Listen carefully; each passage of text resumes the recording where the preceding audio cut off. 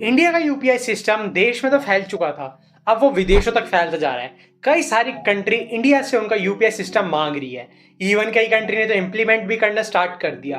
अब अगर हम लोग बात करते हैं डाटा की, तो 40% रियल टाइम ट्रांजेक्शन जो मनी की होती है वो आज की डेट के अंदर यूपीआई से हो रही है, जिसके चलते एक काफी ज्यादा एफिशिएंट वे बन जाता है। इसके चलते कई सारे फायदे भी देखने को मिलेंगे, जैसे कि हम लोगों को इस चीज का पता है, काफी सारे हम लोगों के इंडियन भाई बहन विदेशों में जाते हैं नौकरियों के चलते, लेकिन उनके पेरेंट्स या फिर फैमिली मेंबर भारत देश में रहते हैं, जिसके चलते उन्हें पैसे भेजने पड़ते हैं तो उसके ऊपर काफी ज्यादा चार्जेस लग जाते हैं। कई बार वो बैंक ट्रांसफर करते हैं, एजेंट के थ्रू ट्रांसफर कराते हैं, जिसके चलते काफी ज्यादा पैसा उनका वेस्ट हो जाता है, जो कि ट्रांजैक्शन फीस के तौर पे लग जाता है। कई बारी कन्वर्जन रेट के चलते भी उनके पैसे की वैल्यू काफी ज्यादा टूट जाती है, जो कि चीज काफी ज्यादा बुरी रहती है, क्योंकि उसके चलते उनका पैसा इनडायरेक्टली काफी कम हो जाता है। और ये सारी दिक्कतों को सॉल्व कर सकता है यूपीआई के चलते एक तो फीस काफी ज्यादा कम हो जाएगी, ना आपको किसी एजेंट की जरूरत, ना आपको अपने रुपये को कन्वर्ट करवाने की जरूरत। आप वहां से डायरेक्टली पैसे को ट्रांसफर कर सकते हो और एक नॉमिनल फीस के चलते वो इम्पोज होगी, जिसके बाद आप लोगों को कन्वर्जन होने के बाद आपका पैसा मिल जाएगा और इसके चलते काफी सारी सुविधा बढ़ सकती है। इवन कई स्टूडेंट जो विदेशों में जाके पढ़ते हैं, उनके पेरेंट्स भी अब डायरेक्टली पैसा भेज पाएंगे। उन्हें किसी मास्टर कार्ड की जरूरत नहीं पड़ेगी, वीजा की जरूरत नहीं पड़ेगी,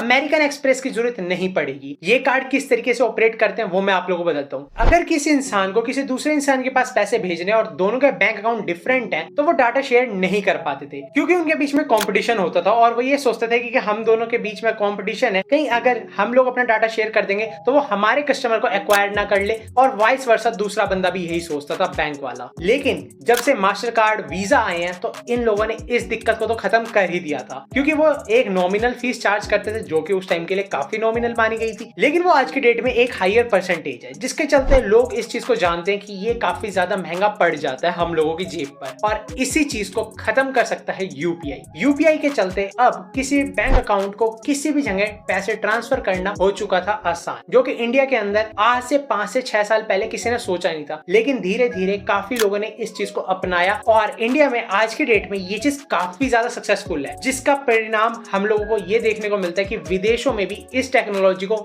मांगा जा रहा है। और ये टेक्नोलॉजी ने कई जगह जो टेस्टिंग होती है उसमें 5 में से 5 स्टार अचीव करे हैं। इवन चाइना की भी टेक्नोलॉजी ने 2 स्टार के करीब ही अचीव कर रखे हैं, जिससे आप लोग अंदाजा लगा सकते हो ये हम लोगों के लिए कितने ज्यादा प्राउड की बात हो जाती है। हमारी इंडियन टेक्नोलॉजी विदेशों की टेक्नोलॉजी के साथ कंपीट कर रही है और वहां पर नंबर 1 रैंक पे स्टैंड भी हो रही है। यूपीआई के चलते ही हमारा देश 5500 करोड़ के करीब हर साल बचा पाएगा। रीजन उसका ये है कि जो पुराने नोट होते थे उन्हें रिप्लेस करने में भी इतना पैसा लग जाता था, और वो पैसा अब नहीं लगा करेगा, क्योंकि मोस्टली लोग कैशलेस होना स्टार्ट हो चुके हैं। और इस चीज को बूस्ट करा था कोविड ने। कोविड के टाइम मोस्टली लोगों ने अपने फोन में फोन पे, पेटीएम और अन्य तरीके की यूपीआई पेमेंट एप्स को इंस्टॉल कर लिया था, जिसके चलते वो कहीं पर भी क्यूआर कोड को स्कैन करते हैं और डायरेक्ट पेमेंट को ट्रांसफर कर देते हैं, जिसके चलते उनका भी टाइम बचता है, कैशलेस ट्रांजैक्शन होती है और काफी ज्यादा फास्ट ट्रांजैक्शन होती है, जो कि रियल टाइम के अंदर अकाउंट के अंदर क्रेडिटेड और डेबिटेड अमाउंट को शो कर देती है। जिन लोगों की फैमिली इंडिया में रहती है लेकिन वो बाहर जॉब करते थे, अगर वो पैसा भेजते थे तो लगभग 8 से 10 बिलियन डॉलर का नुकसान हो जाता था, जो कि काफी बड़ी अमाउंट हो जाती है। लेकिन वो अब नुकसान नहीं हुआ करेगा, बेसिकली वो काफी ज्यादा श्रिंक हो जाएगा नुकसान, क्योंकि यूपीआई में जो चार्जेस लगते हैं वो 2.4% के लगेंगे, जो कि एक नॉमिनल चार्जेस हैं। यूपीआई के वैसे तो कई सारे बेनिफिट्स हैं, लेकिन मेन जो 3 बेनिफिट्स हैं उसके बारे में डिस्कस कर लेते हैं। जैसे कि जीएसटी कलेक्शन, इंडिया के अंदर जीएसटी कलेक्शन बढ़ जाएगी, जिसके चलते हम लोगों की गवर्नमेंट के पास ज्यादा पैसा आएगा और ज्यादा पैसे के चलते हम लोगों का देश ज्यादा जल्दी डेवलप होना स्टार्ट हो जाएगा। साथ के साथ टैक्स कलेक्शन भी बढ़ सकता है।